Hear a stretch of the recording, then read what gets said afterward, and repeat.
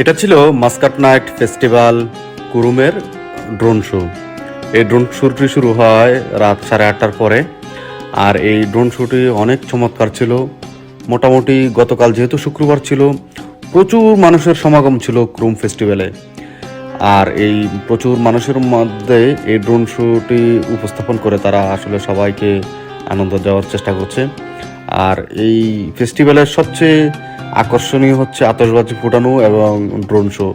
আর এই drone show দেখার জন্য আসলে মানুষ অধীর আগ্রহে অপেক্ষা করে।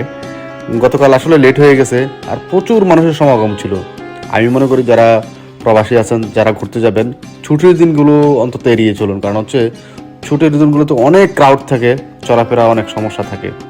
যাই হোক, সবাই মিলে এই ড্রোন শুটি উপভোগ করলাম। আশা করি ভালো লেগেছে। যারা দেখেছেন তাদের কেমন লেগেছে অবশ্যই কমেন্টে জানাবেন।